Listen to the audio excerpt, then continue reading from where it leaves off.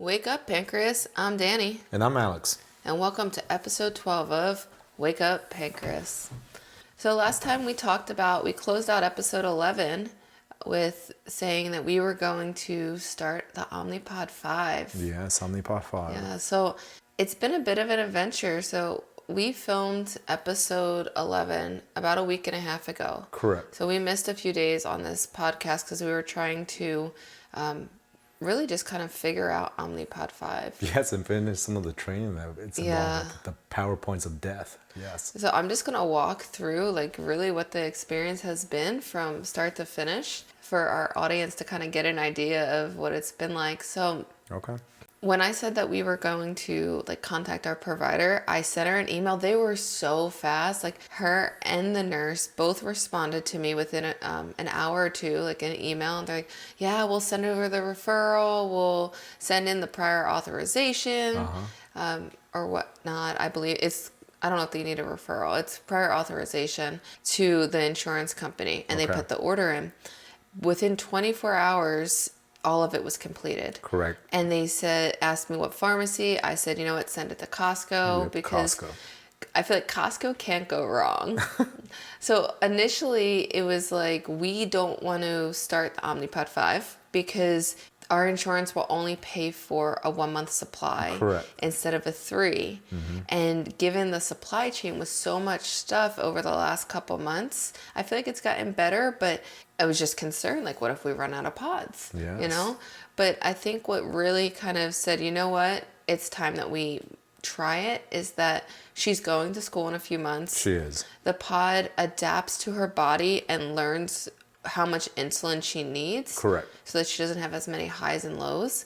And it takes time. It takes sometimes weeks. And now's the time to do that because we're going into the summer season and she's going to be playing baseball, swimming, soccer camp. She's going to be so busy that it's really important that the pod learns her now because she's probably going to be busy in school too. What do you mean by learns her? So it's probably some AI technology that I don't truly understand. But it adapts to her highs and her lows. So if she's high, if she's low. And the way it's explained in the Omnipod training is that when you take one pod off and put another one on, so 3 days later, it continues to learn her body. Mm-hmm. So it has this memory that keeps building. So I don't know what that algorithm looks like. So the whole point is to prevent her from going super high, correct? Yes, correct. So it's supposed to prevent her from going high, but it's also supposed to prevent her from going low and really just kind of staying in that middle ground of where we want her, which is based on the pod at 150 is kind of where her target is. Okay. And so that's what really led us to get the Omnipod 5. And then we picked it up from Costco and then it sat in our house for almost a week. Yes. Because when the provider said, hey, I'll set you up with an appointment with the Omnipod rep and we'll get you started with training. And everything we opened, when we opened the box, it had a start manual. It had 2 boxes of pods. It had a device that looks like a phone. So it had all this stuff. It's a big box. And then it said everywhere, in bold, start. Everything you opened, everything you watched said, do not start this until you have training. And I'm like, okay. So I was like, well, when are they going to contact me and for the training? And the Omnipod rep had sent me 2 messages. One was a cloud login. And I kind of ignored that one for a bit. And the other one was directions on what to do once you get it. Okay. Well, once I finally went back and did the cloud login, which was literally the guide that came with it. The box that was just 2 or 3 pages that say how they get started. But I logged in and it was on their SharePoint or something, but you can only see if you created an account. Okay. An hour later, I got an email from Omnipod saying, here's your training. Wow. So I was like, that's what I had to do? Okay. That's what we waited a week for. If I knew that, I would have prioritized that piece of it, right? Because it was encrypted too, so I couldn't send it to anyone. I had to do it on my work computer.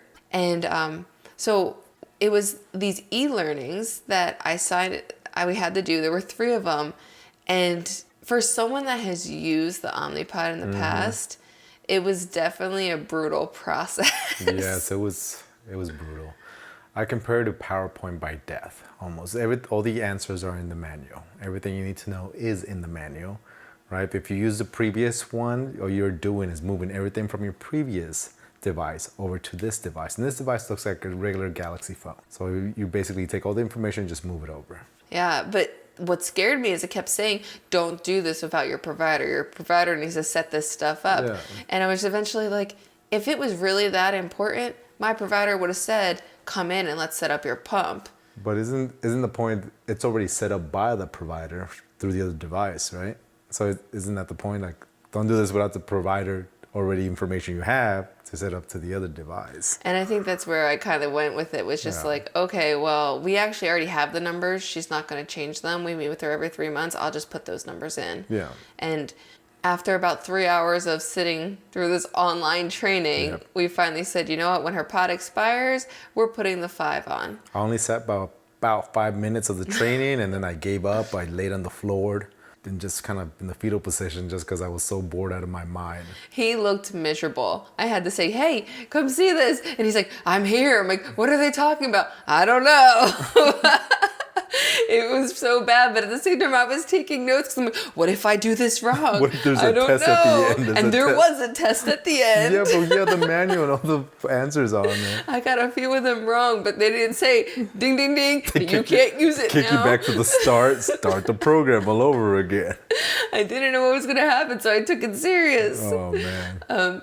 But we finally got to use the Omnipod 5 last night. So after having this device just sit in her room, this box, we finally were able to do it. Yes. And after all that training, I had one question. What was the question? So the pod went on the same way. I mean, it's purple versus blue this time, or vice versa. It's very similar in how you put it on. Mm-hmm. Everything else is the same.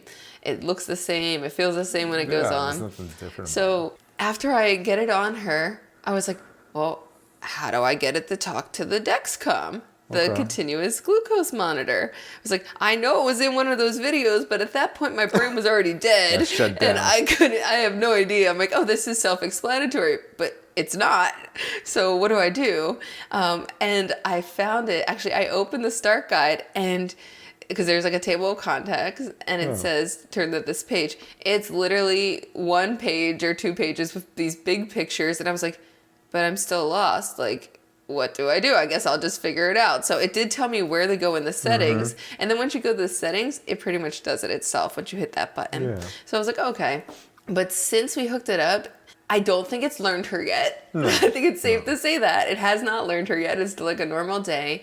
However, it's really cool because you can see the glucose numbers on the screen. On one device. Correct? On one device. And so I'm like, oh, okay. But it doesn't alarm like the other one does. No, it doesn't. It does a few beeps versus like this nuclear reactor going off. Yeah. So it's different. But actually there were 2 things that I was really interested in seeing. One, when we go to church. So typically now when we go to church, she goes to children's service, which is like in the basement, and we give her Dexcom over to them because, well, her cell phone that has the app on it. Because if that's not within like 20 feet of her, it stops reading and we don't know what her sugar is. Correct. But if it's in the room, we know if she's going high or low and we can go treat her. We have to go down there, but we know that she's safe. Correct. But this time, because it was all on her Omnipod device, we wanted to see what would happen if we just gave her that piece of it. And dun dun dun, it didn't work. Well, when we were upstairs in service, we looked to see what her Dexcom numbers were because I kept her Dexcom on me. And it said lost signal, could not connect.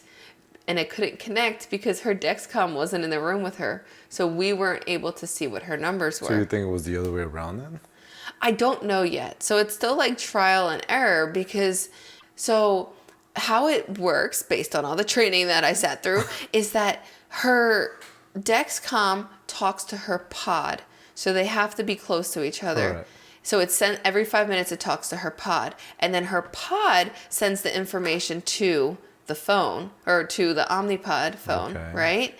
So I'm like, well, in my head, if all that information is still going to the Omnipod, it's still there. Well, it doesn't show up on the Dexcom app until you reconnect within 20 feet of her. Right. So we couldn't see her numbers. So next time we'll have to try something else. But that did not work. I think it's the other way around. Maybe it's the other way around. I don't know.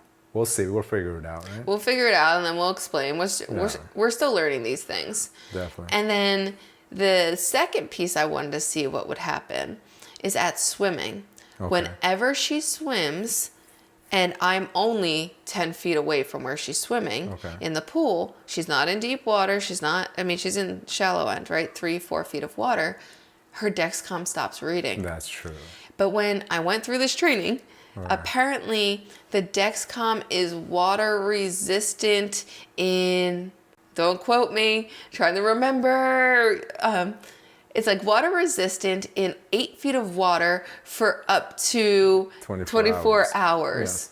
And her pod is like 25 feet of water for 60 minutes, something like that.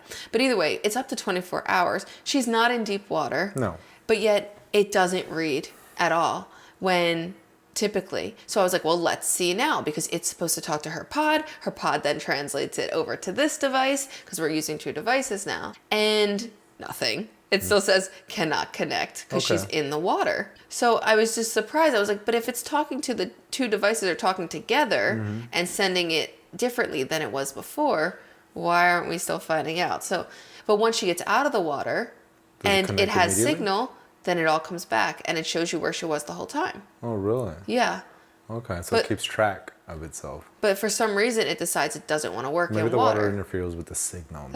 It must, which is interesting. So more of the follow on that one I want to see, because there's options out there that right now we use a Galaxy phone for her Dexcom. And it's an app that we use, and that phone has to be with her. But the Omnipod actually has an app that we can put onto her Galaxy phone, so she does not have to carry 2 devices. Yes. So we're going to try that in the next week and see how it goes. Here's the question. What are the reviews on that app? And I remember you saying that they weren't that great. They aren't. I think they're a 2 point something, or maybe a 3. But what's the review? How many people actually used it? That's a great question. I can't remember. I just know that like some people gave it a 5 and some people gave it a 1, saying that Omnipod can't keep their technology up to date fast enough to go with using an app like this. So I'm curious, but then when we posted it on the Facebook page just asking like how are people doing this, some of them said there were positives and negatives, but that they have had no issues with the app. So it's worth a try. It's definitely worth a try. And I think next week we'll definitely have more to talk about, because we're going to try the app out and we'll see where we can go with it. Here's the question. What's our expectations? I guess what's your expectations? I know my expectations are pretty clear. This thing's going to pretty much be the standard. And hopefully they start rolling out more software to it so it updates and it gets a little bit faster and it kind of manages her sugar a lot better. It's a really good question. I would say, I can't tell you what my expectation is, but my utopia of what it should look like yes, my utopia. How about just a clear... Like the perfect world would be that the app works seamlessly, just like as if we were using the Omnipod phone that came with it.